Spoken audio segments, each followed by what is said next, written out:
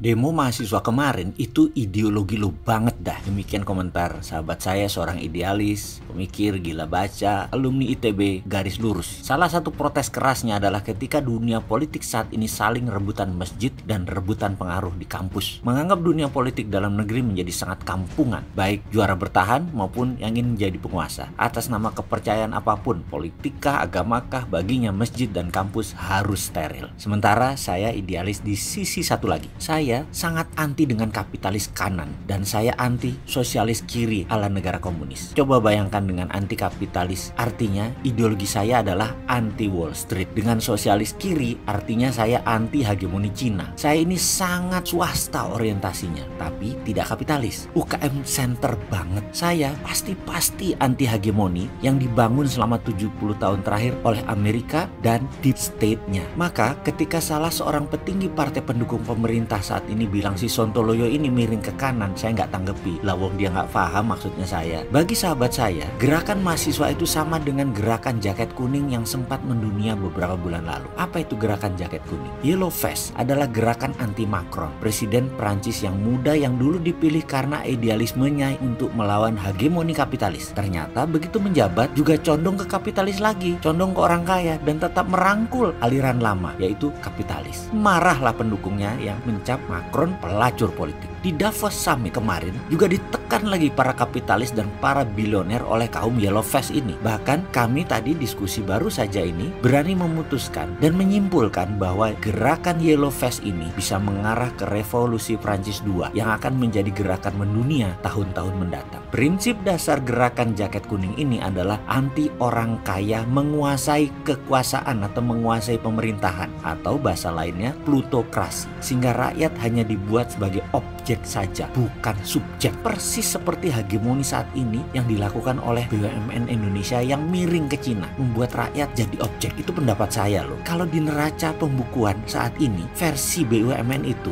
rakyat jadi market, rakyat jadi pasar. Masa rakyatnya sendiri yang jadi market? BUMN itu harusnya penghasil devisa, harusnya pasarnya luar negeri. Padahal kalau NKRI beneran, rakyat itu subjek dan rakyat itu bukan market tetapi aset. BUMN sekarang ini raja impor, penyebab neraca perdagangan terjelek sepanjang masa ya BUMN. Sementara penghasilan BUMN untuk setoran ke kas negara hanya 5%. Dari pajak yang 90% itu adalah swasta, rakyat yang bayar pajak. Sementara dari sisi lain, bagaimana bisa dagang swastanya, pasarnya diambil BUMN? Sudah itu keuntungannya disikat lagi sama pajak. Kembali ke arah Yellow Vest yang dikatakan teman saya mirip pemikiran saya yang anti plutokrasi dan anti oligarki. Oligarki adalah sekelompok orang pengatur pemerintahan. Padahal satu lagi, oligarki itu bukan pejabat lagi. Saya sangat mengusulkan ekonomi gaya baru. Tidak ikuti lagi aturan main yang memberi keuntungan asing, memberi keuntungan IMF, World Bank, para kaum kapitalis, kapitalis lokal ataupun kapitalis dunia.